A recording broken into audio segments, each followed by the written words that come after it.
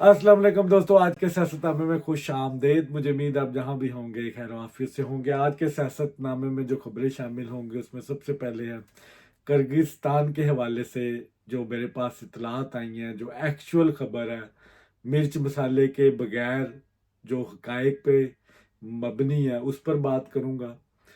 फिर नवाज शरीफ साहब की तकरीर आई है बड़ी अरसे के बाद, इलेक्शंस के बाद, उस पर क्या बातें हुई, उस पर क्या डेवलपमेंट होने जा रही है, उस पर भी गुफ्तगू करूंगा। इमरान खान साहब के ऊपर दो केसेस मजीद बन रहे हैं तोशा खाना के हवाले से।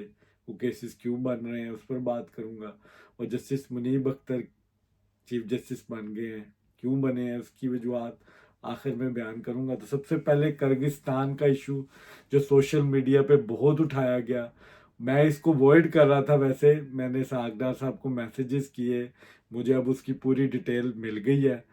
अब जो एक्चुअल जो खबर है, जो पाकिस्तान के एम्बेसडर हैं वहाँ पे, हाँ, जैगम साहब, उन्होंने भी ये बात, आई थिंक मीडिया को उनका बयान आ गया होगा। 6 हॉस्टल्स जो ओवरसीज जो नेशनल थे उनको अटैक किया गया। लोकल राइट्स वहाँ पे चल रहे हैं और उसमें 14 लोग जख्मी होते हैं। 6 हॉस्टल्स पे अटैक हुआ सिर्फ, जो मुसद्दका इतलात हैं। सोशल मीडिया को आप छोड़े, जो पीटीआई प्रोपेगेंडा कर रही है, मिर्च मसाले लगा रही है, वो अदर देन दैट है। मैं जो एक्चुअल बात है मैं वो आपको बता रहा हूँ। 6 हॉस्टल्स पे अटैक हुआ है जो ओवरसीज के थे, और उसमें से 14 लोग जख्मी हुए हैं। ऑल नेशंस के हैं उसमें।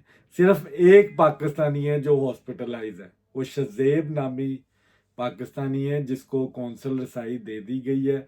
कौंसलर जो एम्बेसडर है उन्होंने जाकर उसकी खैरियत दरियाफ्त की है, वज़ीर आज़म साहब का पैगाम दिया है, उनकी जल्द सेहतयाबी की दुआ की है। और उनके जो बाकी जो उनको ज़ख्म आए हैं और उसके बारे में डॉक्टरों को पूछा गया है कि उनको जल्द सेहतयाबी के लिए जो इकदाम हैं वो किए जाएं वहाँ पर। तो ये एक्चुअल खबर है। अब पीटीआई वाले प्रोपेगेंडा इस पर कर रहे हैं, कोई वहाँ पे जाहिर है पीटीआई के प्रो भी होंगे लोग जो वीडियोस बना रहे हैं, जी यहाँ पे बड़ा ज्यादती हो रही है और हमें पूछा नहीं जा रहा, हमारा कोई हाल नहीं है, पाकिस्तान किधर है, ये वो पाकिस्तान को ही गालियाँ निकाल रहे हैं। और फिर पीटीआई कुछ एक्टिविस्ट नामी बेनामी मैं देख रहा हूँ वीडियोस डाल रहे हैं, उनको बड़ी फिक्र हो रही है पाकिस्तान की। मुझे वो टाइम भी याद आया जब कोरोना का टाइम था, जब चाइना में इतने पाकिस्तानी फंसे हुए थे, रो रहे थे। इमरान खान साहब के सर से जून ही नहीं गिरी थी। इनके जो स्पोक पर्सन है वो मीडिया कॉन्फ्रेंसेस करते थे और वालदैन उनकी ऐसी लान तान करते थे कि मीडिया प्रेस कॉन्फ्रेंस छोड़ के भाग जाते थे। कोई इन्होंने एक्शन नहीं लिया, कोई इन्होंने इकदाम नहीं किया। आज ये किन मोरालिटीज पर ये कर रहे हैं मुझे समझ नहीं आ रही। बहरहाल पाकिस्तानी है, पाकिस्तान की रियासत को उनका ख्याल है, पाकिस्तान और किर्गिस्तान ऑन बोर्ड है इस मामले में। किसी किस्म के वहाँ पे फिलहाल कोई इस तरह के हालात नहीं है कि वहाँ को एमरजेंसी तरीके से निकाला जाए। अब तक की हालात के मुताबिक सिचुएशन को वो देख रहे हैं, कंट्रोल कर रहे हैं। लेकिन एक पाकिस्तानी जख्मी है, कोई डेथ कैजुअल्टी नहीं हुई। जिन लोगों का राब्ता नहीं हो रहा था माँ बाप का, अब बच्चों के साथ, स्टूडेंट्स के साथ, उनका राब्ता करवा दिया गया। तो सब ठीक की खबर है। पीटीआई प्रोपेगेंडा करती रहेगी क्योंकि इसमें पाकिस्तान की बदनामी है, उनको इससे फायदा मिलता है, गेन मिलता है, तो वो ठीक है, उनकी मर्जी है। दूसरी खबर है, नवाज शरीफ साहब ने बड़ी देर बाद लबकुशाई की है। सेंट्रल एग्जीक्यूटिव कमेटी का इजलास था जिसमें शहबाज शरीफ साहब ने बाकायदा तौर पर सरेंडर किया और नवाज शरीफ साहब को कहा कि वो इस पार्टी की सदारत संभाले। तमाम लीडरशिप मौजूद थी, मेंबरान मौजूद थे। नवाज शरीफ साहब बोले हैं, नवाज शरीफ साहब ने फिर जिक्र किया 2014 के धरने का, और उसमें उन्होंने एक बड़ी अच्छी इम्पोर्टेंट बात जो बताई कि मैं खुद गया बनी गाला। नवाज शरीफ साहब का जर्द देखें आप, वो खुद चल के बनी गाला गए, इमरान खान साहब से मुलाकात की, इमरान खान साहब ने रजामंदी का इजहार किया, जाते हुए सड़क भी मांग ली, नवाज शरीफ ने सड़क भी बना दी 15 दिन के अंदर। लेकिन वो फिर भी लंदन चले गए और लंदन जाके उन्होंने धरने का प्लान किया। ताहिरुल कादरी चौधरी साहब और जहीरुल इस्लाम, تو یہ لندن پلان عمران خان صاحب بڑا ذکر کرتے ہیں، ان کو شاید وہ اپنا پلان یاد آ جاتا ہے، کیونکہ ظاہر ہے وہ اس پروسیس سے گزرے ہیں، وہ سمجھتے ہیں ہر کوئی اسی پلان کے تحت گورنمنٹوں میں آتا ہے، پلان بناتے ہیں، کہیں نہ کہیں بنتا ہے، اور وہ لندن پلان بار بار کرتے ہیں، اصل میں ان کو اپنا پلان یاد آ رہا ہوتا ہے کہ انہوں نے کیا کیا تھا، اور اس دھرنے کا ذکر کیا کس طرح اس کو فیسیلیٹیٹ کیا گیا۔ پھر ایک پیغام بھی آیا جناب ملک ریاض جو پراپرٹی ٹائکون ہے ان کی طرف سے کہ آپ استعفیٰ دے دیں، تو آشف صاحب نے شٹ اپ کال دی ادھر کہ میں استعفیٰ نہیں دوں گا، میں لوگوں کے ووٹوں سے آیا ہوں اور میں ڈٹا ہوں، آپ گرا سکتے تو گرائیں۔ اور جس طرح پھر وہ تاریخ کا حصہ ہے جس طرح لان تان کی گئی، جو اس پہ امپورٹنٹ چیزیں ہیں نا جو نواز شریف صاحب نے ہائی لائٹ کی ہیں، اس میں جسٹس حاکم نژاد کا ذکر ہے، مظاہر نقوی کا ذکر ہے، ججز کے جو انہوں نے انلیگل انٹروین کی، 5 ججز نے پہلے گورنمنٹ کو گرایا، 3 ججز نے ثاقب نثار بندیال اور جسٹس اعجاز الحسن نے ان کو صدارت سے بھی، کہ آپ پارٹی کی صدارت بھی نہیں کر سکتے، اسی کے تحت آج عمران خان صاحب مفاقات عمل بھگت رہے ہیں۔ وہ عمران خان صاحب کے ساتھ بھی ہوا، پہ نشان گیا ان کی پارٹی کا، وہ خود ڈسکوالیفائڈ ہے، لیکن اب فی الحال اب تک پھر بھی عمران خان صاحب کو فیسیلیٹیٹ کیا جا رہا ہے، کیونکہ یہ ایک نیا طریقہ کار تھا جس کی بدولت گورنمنٹوں کو گرایا گیا عدالتوں کے زیر اثر لا کے۔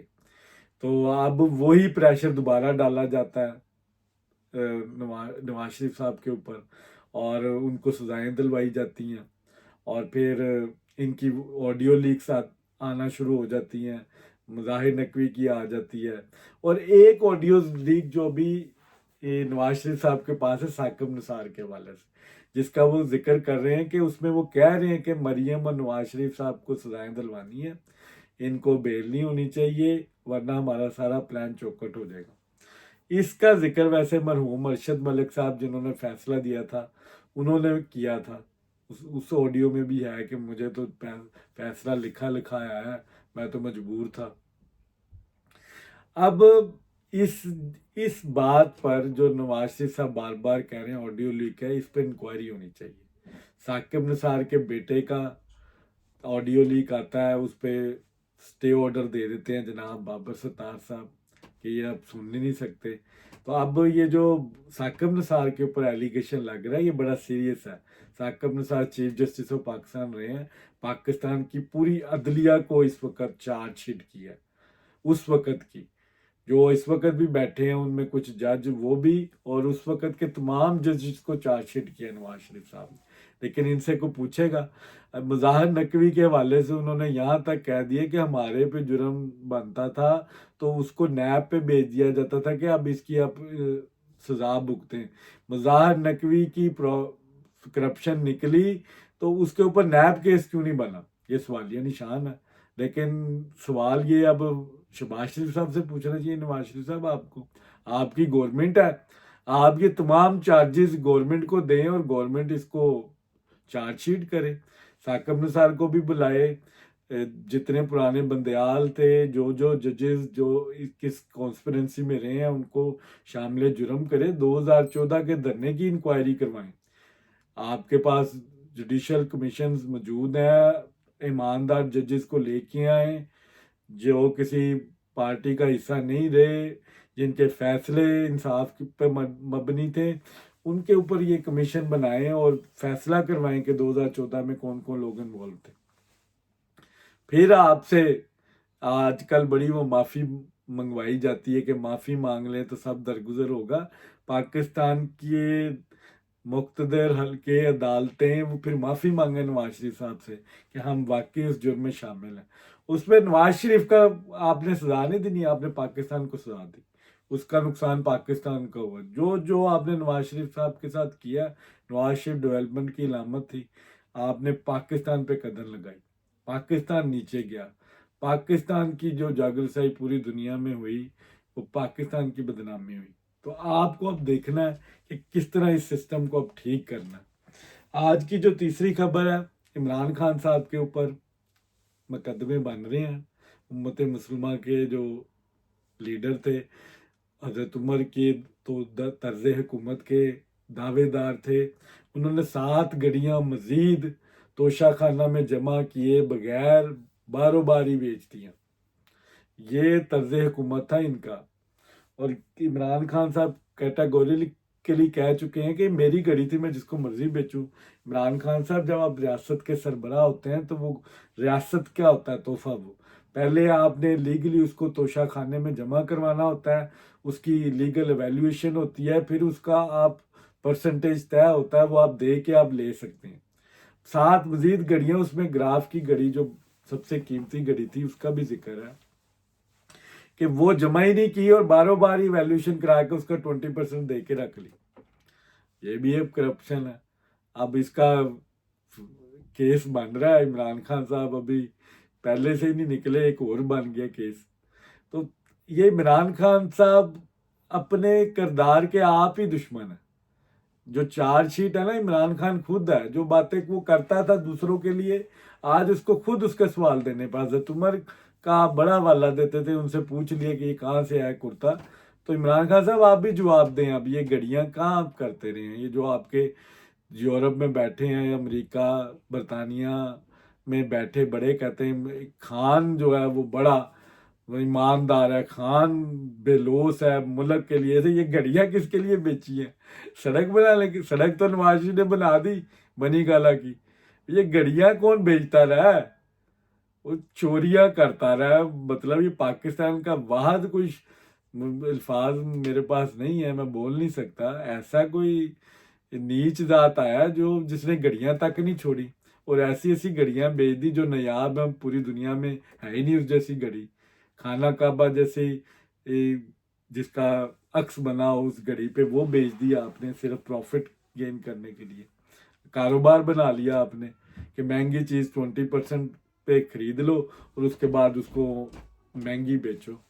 तो ये इमरान खान साहब का वतीरा था। ये रियासत मदीना थी जिसकी इमरान खान साहब ने बुनियाद रखी, खुद चोरियां करके, खुद करके करप्शन। उन्होंने एक मिसाल कायम कर दी पूरी दुनिया में कि ऐसा होता है उम्मत मुसलमान का लीडर। शर्म आती है हमें कहते हुए कि इमरान खान साहब हमारे हुक्मरान थे। केस कैसे कैसे बन रहे हैं? इद्दत वाला केस है आपके ऊपर, मदीना की रियासत की बात कर रहे हैं और इद्दत का केस है आपके ऊपर, घड़ी चोरी का केस है। ये 7 मजीद घड़ियों का केस आ गया। तोशा खाना का अब ये फैसला अब करेंगी नैब के इनके साथ क्या करना है।